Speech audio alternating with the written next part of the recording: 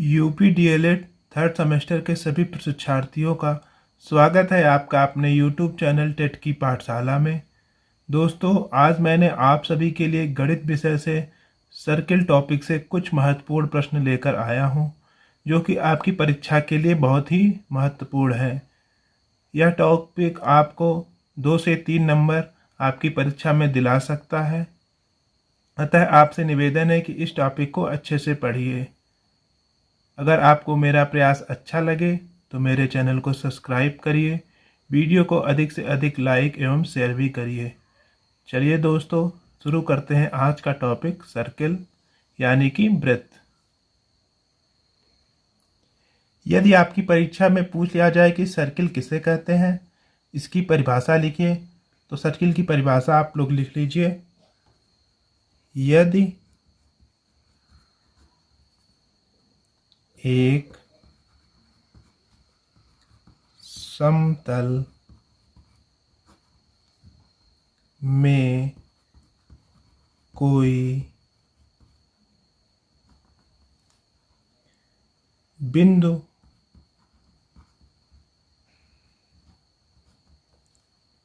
इस तरह गतिमान हो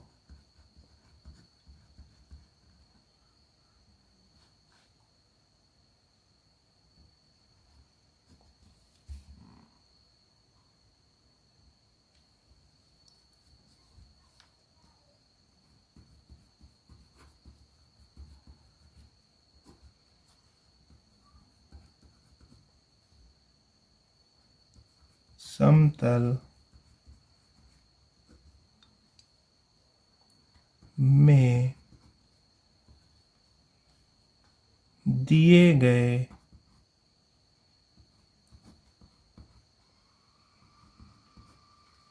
एक निश्चित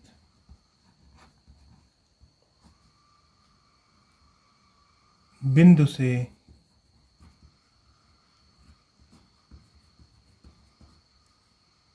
उसकी दूरी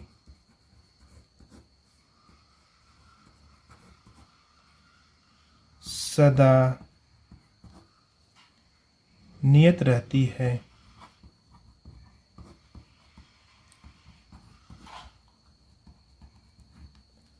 तो इस बिंदु के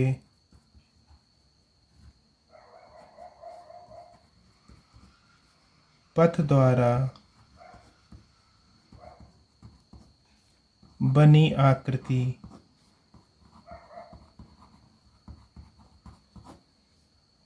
को वृत्त यानी सर्किल कहते हैं। अब इसको हम लोग फिगर से देख लेते हैं कि वृत्त किसे कहते हैं। तो आप एक पॉइंट ले लीजिए जो दिया गया है यहाँ पे कि यदि कोई एक समतल में कोई बिंदु इस तरह गतिमान हो, मतलब ये पॉइंट ले लिया, एक बिंदु हो गया, इस तरह गतिमान हो कि दिए गए एक निश्चित बिंदु से उसकी दूरी सदा नियत रहती है। तो मान लीजिए कि एक आप बिंदु से एक निश्चित दूरी ये है, इसके चारों तरफ एक पथ बन जाए अगर इस तरह का,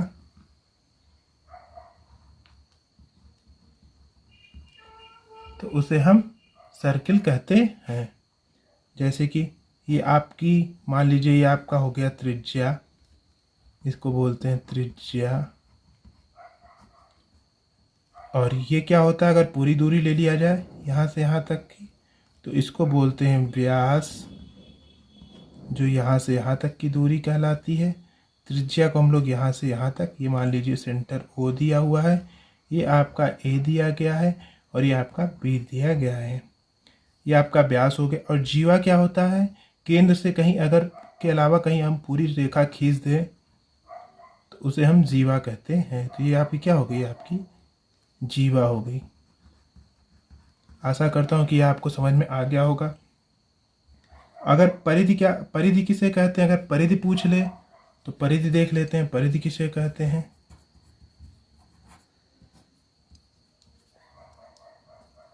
परिधि होता है वृत्त के परिमाप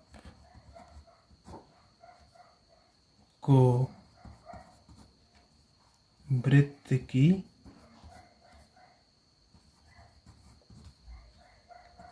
परिधि कहते हैं। अगर आपसे पूछ ले कि जीवा और व्यास क्या कहला होता है वृत्त में, तो उसको भी लिख लीजिए, जीवा व व्यास किसे कहते हैं, तो इसको हेडिंग करके तौर पे आप नोट कर लीजिए। वृत्त के दो बिंदुओं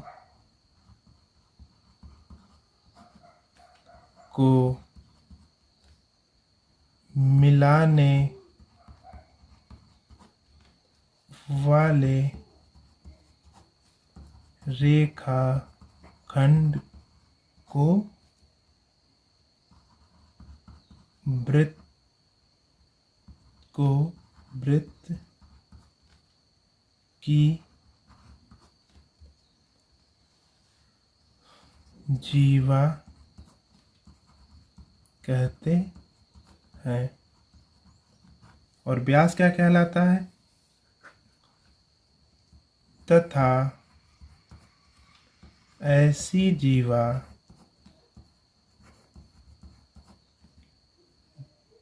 को वृत्त के केंद्र से होकर जाए तो उसे वृत्त का व्यास कहते हैं। आशा करता हूँ कि आपको समझ में आ गया होगा कि सर आपकी वृत्त क्या किसे कहते हैं, परिधि किसे कहते हैं, जीवा और व्यास किसे कहते हैं। अब चलते हैं अगले टॉपिक पे। अब हम आते हैं आज के पहले प्रश्न पर कि दिया गया है किसी वृत्त के केंद्र से 5 सेंटीमीटर की दूरी पर स्थित जीवा की लंबाई 24 सेंटीमीटर है। उस जीवा की लंबाई ज्ञात कीजिए जो केंद्र से 12 सेंटीमीटर की दूरी पर स्थित है। अब इस प्रश्न को कैसे सॉल्व करते हैं, चलिए सॉल्व करते हैं। अब प्रश्न के अनुसार हम एक वृत्त का निर्माण करते हैं। हम एक वृत्त को ड्रा करते हैं। ये एक वृत्त हो गया। अब इसमें देखिए लिखा है किसी वृत्त के केंद्र से 5 सेंटीमीटर की दूरी पर, तो वृत्त का केंद्र मान लीजिए ये हो गया आपका O। अब यहाँ से आपका 5 सेंटीमीटर की दूरी पर मान लीजिए ये हो गया आपका 5 सेंटीमीटर। यहाँ तक आपको समझ में आ गया होगा। उसके बाद दिया गया स्थित जीवा की लंबाई 24 सेंटीमीटर है। तो यहाँ से एक जीवा मतलब कि एक पूरी दो पॉइंट जो एक दूसरे को टच करें, तो ये जीवा हो गई आपकी। जीवा मान लीजिए O है ये, और ये हो गया A और ये B हो गया। तो इसकी आपकी कितना दिया गया है, 24 सेंटीमीटर। यह आपका प्रश्न के अनुसार फिगर बन गया। अब अगर दिया गया है कि दूरी, और दूसरी तरफ क्या दिया गया, आपकी जीवा दी गई है ना, तो एक तरफ दूरी कर लीजिए, एक तरफ जीवा, और प्रश्न के अनुसार उसको नोट कर लीजिए। अगर दूरी 5 सेंटीमीटर है तो दूरी की जगह 5 कर लीजिए, और जीवा की लंबाई यहाँ पे कितनी दी गई है, 24।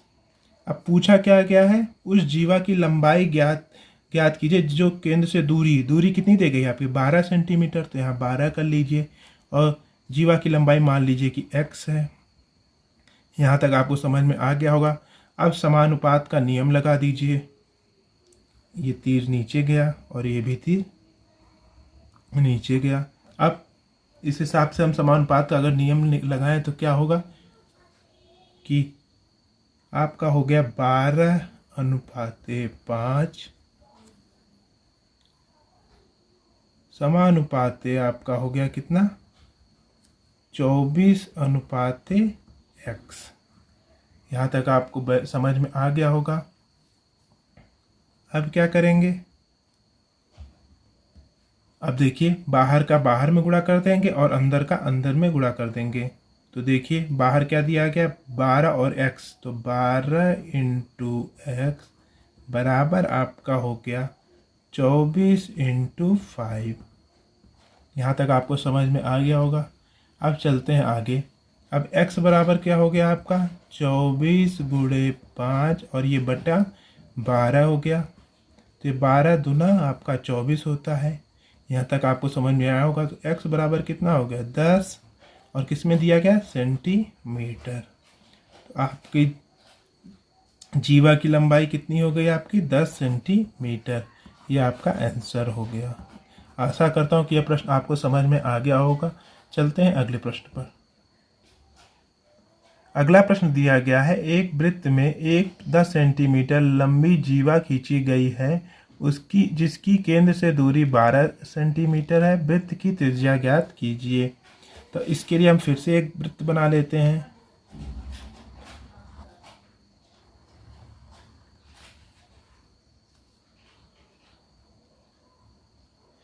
यहाँ वृत्त बना लिया। अब देखिए प्रश्नानुसार क्या दी गया है, एक वृत्त में एक 10 सेंटीमीटर लंबी एक जीवा है। तो जीवा मतलब कि जो केंद्र से ना हो और दो पॉइंटों को जोड़े। तो जीवा ए बी, अगर मान लीजिए इसको ए और इसको मान लीजिए बी, ये आपका कितना हो गया, ये आपका हो गया 10 सेंटीमीटर पूरा।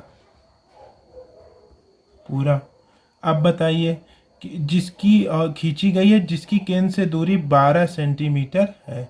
तो मान लीजिए एक केंद्र यहाँ पे है, मैं थोड़ा सा केंद्र को बड़ा बना रहा हूँ क्योंकि ये फिगर में आपको दिखाई दे। तो यहाँ से मान लीजिए ओ एक केंद्र है और यहाँ से इसकी दूरी कितनी दी गई है, यहाँ से आपकी दूरी कितनी दी गई है 12 सेंटीमीटर। यहाँ तक आपको समझ में आ गया होगा। अब वृत्त की त्रिज्या ज्ञात करनी, तो हमको इसको इससे मिला दिया और ओ को हम लोगों ने बी से मिला दिया। अब देखिए यहाँ मान लीजिए कि हमारा एक पॉइंट है जिसको हमने मान लिया एम है, इसको मान लिया एम है। तो अगर पूरी दूरी ए बी बराबर दिया गया 10, तो ए एम बराबर कितना हो गया आपका 5 हो गया। यहाँ तक की दूरी 5 सेंटीमीटर और यहाँ तक की दूरी क्या हो गई आपकी 5 सेंटीमीटर। यहाँ तक आपको समझ में आ गया होगा। अब देखिए हमें क्या ज्ञात करना है, हमें वृत्त की त्रिज्या ज्ञात करनी है। तो यहाँ पे लिख लीजिए, वृत्त की त्रिज्या आपकी क्या होगी, ओ और ए होगी ना, कि केंद्र से जो खींची जाए उसे हम वृत्त की त्रिज्या कहते हैं। तो ओ ए बराबर क्या हो जाएगा, ओ ए का होल स्क्वायर बराबर क्या हो जाएगा, मतलब कि कर्ण का स्क्वायर बराबर आपका हो गया ए एम का स्क्वायर प्लस आपका हो गया एम ओ का स्क्वायर। ये देखिए ए एम का स्क्वायर और एम ओ का स्क्वायर। अब हमें किसका वैल्यू ज्ञात करना, ओ ए की वैल्यू हमको ज्ञात करनी है। तो आप बताइए ए एम कितना दिया गया आपका 5, तो ये हो गया 5 का square plus O M O कितना दिया गया 12 का स्क्वायर। यहाँ तक आपको समझ में आ गया होगा। अब आगे देखते हैं। अब हो गया ये आपका 5 का स्क्वायर 25 और 12 का स्क्वायर 144 हो गया। यहाँ तक आपको समझ में आ गया होगा। अब दोनों को जोड़ लीजिए, 25 और 144 169। यहाँ भी आपको समझ में आ गया होगा। ये आपका दिया गया ओ ए का होल स्क्वायर। अगर हम लोग ओ ए निकालेंगे तो क्या हो जाएगा अंडर रूट 169। और अंडर रूट 169 किसके बराबर होता है, यह 13 का स्क्वायर होता है 169। तो इसको हम लोग क्या लिख सकते हैं, इसको लिख लीजिए 13 गुणे 13 और अंडर रूट में है तो क्या बाहर आएगा 13 बाहर आएगा। तो ओ ए बराबर कितना आपका हो गया 13 सेंटीमीटर। मीन्स आपका ओ ए क्या है, वृत्त की त्रिज्या है। तो वृत्त की त्रिज्या आपकी क्या हो गई, ओ ए बराबर 13 सेंटीमीटर ये आपका आंसर हो गया। आशा करता हूँ यह भी प्रश्न आपको समझ में आ गया होगा। चलते हैं अगले प्रश्न पर। यह प्रश्न दिया गया है, चित्र ओ में वृत्त का केंद्र है। तो वृत्त का केंद्र चित्र यहाँ पे दिया गया है फिगर में। यह पेपर का क्वेश्चन है जो कि DLED 2018 के पेपर में पूछा गया है। तो यहाँ पे एक फिगर दिया गया था जिससे आपको कोड BEC की वैल्यू ज्ञात करनी है। तो देखिए इस प्रश्न को कैसे सॉल्व करेंगे, पहले फिगर को समझ लेते हैं। चित्र O में वृत्त का केंद्र है, मतलब O एक वृत्त का केंद्र है और OBC, O B और C, यहाँ पे देखिए OBC कितना दिया गया, 15 अंश। तो कोड BAC मतलब कोड B हो गया, और A और ये C मतलब A की वैल्यू यहाँ पे ज्ञात करनी है, और कोड BEC मतलब इसकी वैल्यू और इसकी वैल्यू हमको ज्ञात करनी है। जो यहाँ बीच में रहता है हमें उसी की वैल्यू ज्ञात करनी है। जैसे यहाँ पे A लिखा है और यहाँ पे E लिखा है, तो इन दोनों की वैल्यू हमको ज्ञात करनी है। अब इस प्रश्न को कैसे सॉल्व करेंगे, चलिए हम लोग देख लेते हैं। हल,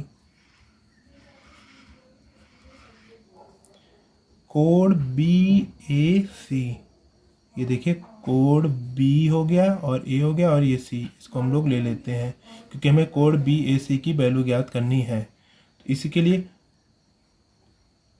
चूंकि OB OC क्या है, आपके रेडियस है, आपके रेडियस हो गए। यहाँ तक आपको समझ में आ गया होगा। इसलिए क्या हो जाएगा आपका, कोड OBC बराबर कोड OCB बराबर कितना हो जाएगा आपका, 15 अंश।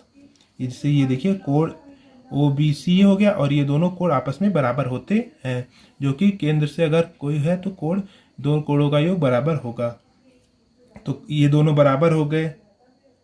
अब देखिए, अब देखें कोड त्रिभुज में BOC में, अब त्रिभुज BOC देख लेते हैं। त्रिभुज BOC, ठीक है, ये त्रिभुज BOC में क्या हो गए, कोड OBC और कोड OCB कितने अंश के हो गए, 15 अंश के हो गए।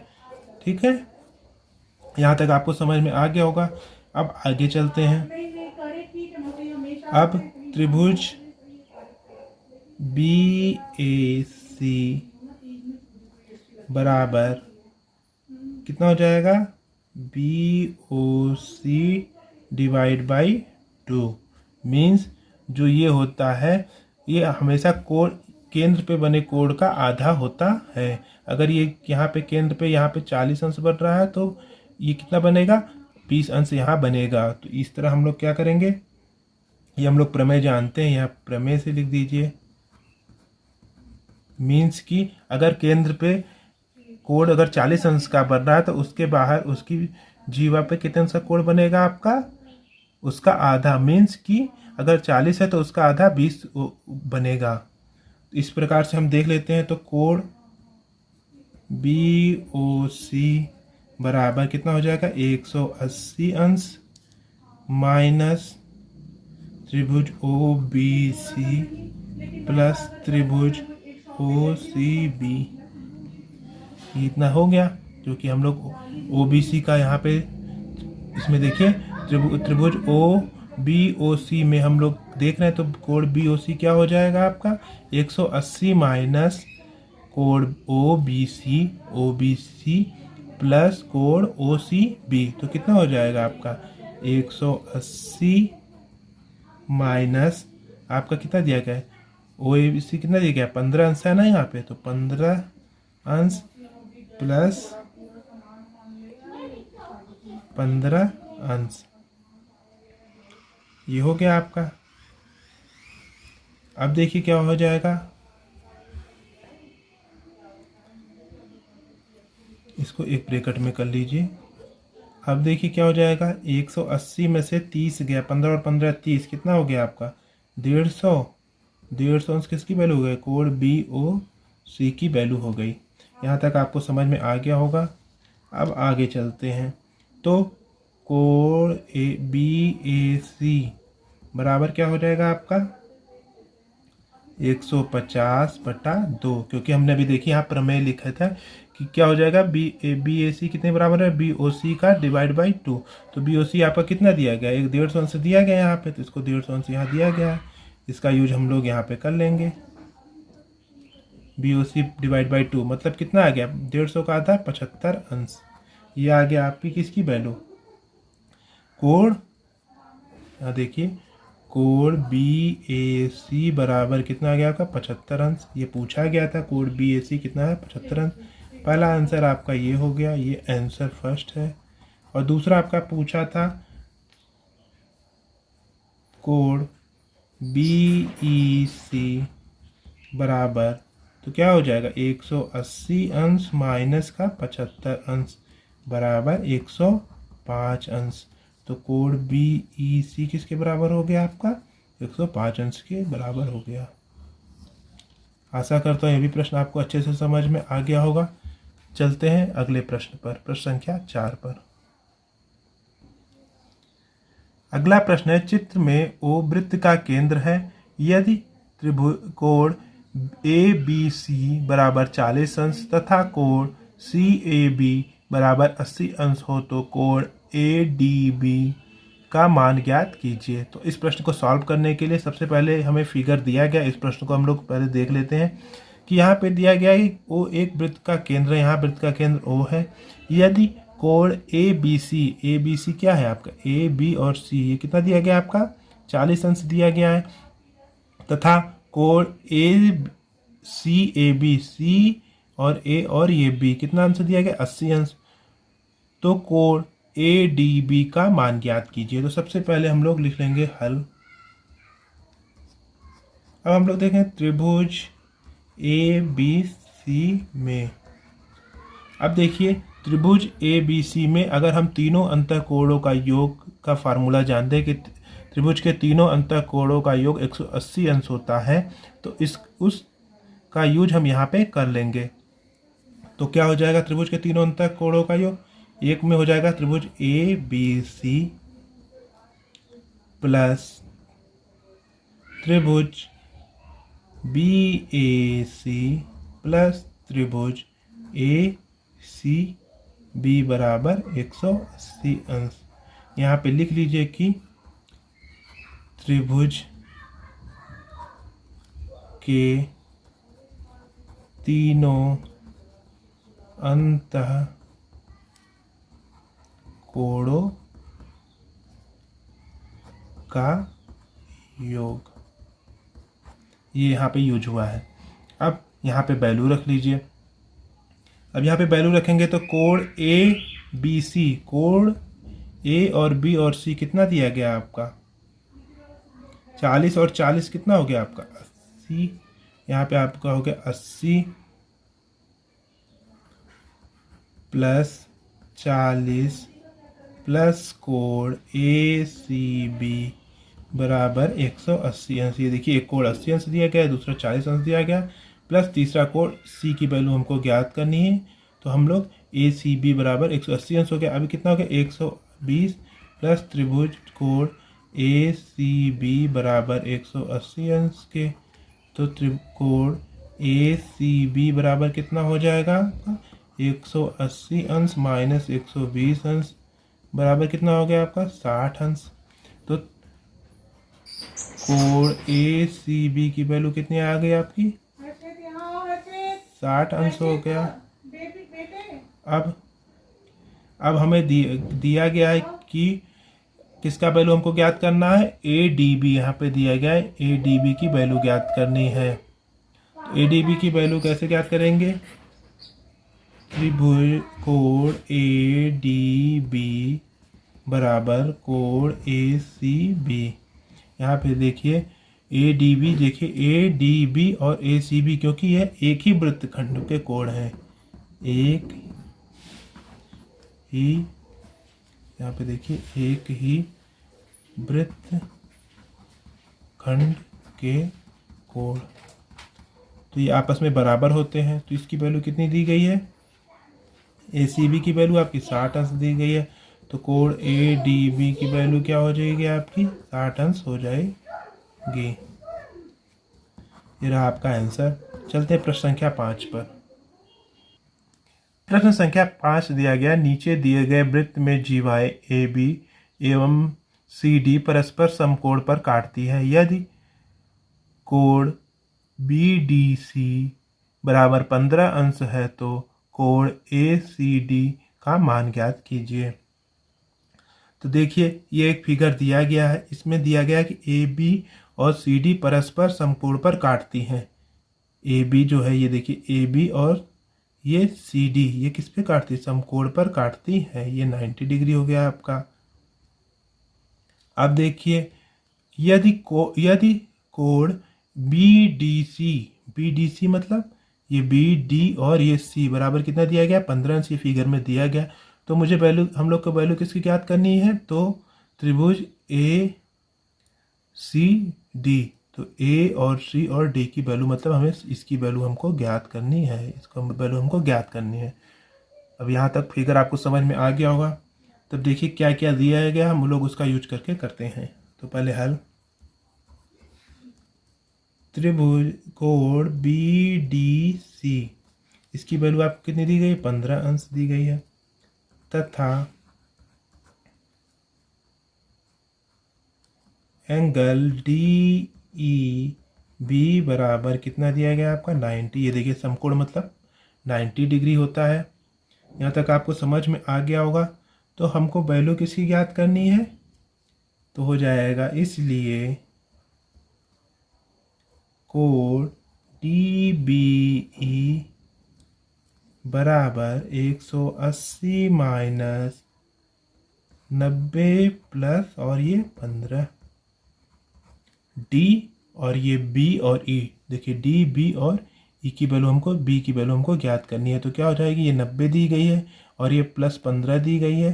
तो तीनों कोणों का अंतर क्या हो जाएगा, 180 अंश होता है। तो डायरेक्ट इसका फार्मूला करके हम लोग डी बी ई की वैल्यू ज्ञात कर लेंगे। तो कितना हो जाएगा, 180 माइनस 90 और 15 कितना हो गया आपका, 105 हो गया। 105 हो गया यहाँ पे, 105 डिग्री। अब कितना आ गया आपका, 75 आ गया इसका आंसर। अब क्या होगा, अब देखिए इसका डी बी ई का वैल्यू कितना आ गया, डी बी ई बराबर कितना आ गया आपका, 75 अंश आ गया। चूंकि त्रिभुज कोण डी बी ई बराबर कोण ए सी डी, देखिए दिया है कि डी बी ई बराबर क्या हो जाएगा, ए सी डी। ये देखिए ए सी डी, तो कितना हो जाएगा आपका, ये आपका वैल्यू कितना दिया गया, 75 अंश दिया गया है। और ये क्या है, कोण ए सी डी, तो इसकी वैल्यू कितनी आ गई आपकी, 75 अंश आ गई इसकी आंसर। यहाँ तक आपको समझ में आ गया होगा। चलते हैं प्रश्न संख्या 6 पे। यह प्रश्न दिया गया है, दिए गए चित्र में ओ वृत्त का केंद्र है। यदि कोण ओ बी सी बराबर 40 अंश तो कोण बी ए सी का मान ज्ञात कीजिए। तो इससे हम पहले दिया गया था आपका चित्र, तो चित्र को समझ लेते हैं। यहाँ पे देखिए दिया गया है ओ वृत्त का केंद्र है, तो ओ वृत्त का केंद्र यहाँ पे हमने बना लिया है। यदि ओ बी सी, ओ और बी और सी कितना दिया गया, 40 अंश दिया गया है। तो हमें वैल्यू किसी का ज्ञात करनी है, कोण बी ए सी मतलब ए की वैल्यू, ये इसकी वैल्यू हमको एक्स ज्ञात करनी है। फिगर आपको समझ में आ गया होगा। अब इस प्रश्न को सॉल्व करते हैं। तो देखिए हल, त्रिभुज ओ बी सी में, त्रिभुज ओ बी सी में हम देख लेते हैं, ओ बी और सी में क्या हो गया आपका, कोण ओ बी सी बराबर कोण ओ सी बी बराबर 40 अंश। ये हो गया। ये किस लिए हो गया, कि समान भुजाओं में आमने सामने के कोण, इसलिए ये बराबर हो गया। अब आगे देखिए क्या हो गया। अगर हम देखें कि ऊपर कर दे थोड़ा,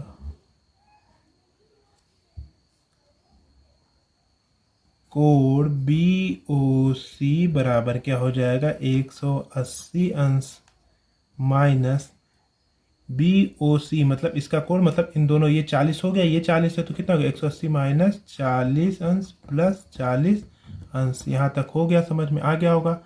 ये आपका 40 हो ही गया है। अब हमें किसकी वैल्यू ज्ञात करनी है, BOC की वैल्यू ज्ञात करनी है। तो कितना होगा 180 अंश माइनस 80 अंश, तो कितना आ गया आपका 100। कोण BOC बराबर कितना आ गया आपका 100 अंश आ गया। यहाँ तक आपको समझ में आ गया होगा। अब देखिए क्या होता है कि कोण BAC बराबर क्या होगा हाफ कोण BOC, क्योंकि मैंने बताया कि केंद्र पर बना कोण जो होता है वो उसकी जीवा पे बने कोण का क्या होता है, आपकी परिधि या जीवा जो बोल लीजिए उसका दूना होता है। तो इसीलिए यहाँ पे हो गया। अब देखिए क्या हो, 1/2 गुणे BOC की वैल्यू कितना दिया गया 100, तो कितना आ गया आपका 100 अंश दिया गया। तो कितना वैल्यू आ गया, कोण BAC बराबर कितना आ गया 50 अंश। ये रहे आज के आपके प्रश्न जो कि आपके परीक्षाओं में पूछे गए हैं, और मैंने अधिक से अधिक प्रश्नों को आपके सॉल्व करा दिया है। अगर आपको मेरा प्रयास अच्छा लगा तो मेरे चैनल को सब्सक्राइब करिए, वीडियो को अधिक से अधिक शेयर एवं लाइक भी करिए। मिलते हैं अगले वीडियो पे, तब तक के लिए नमस्कार।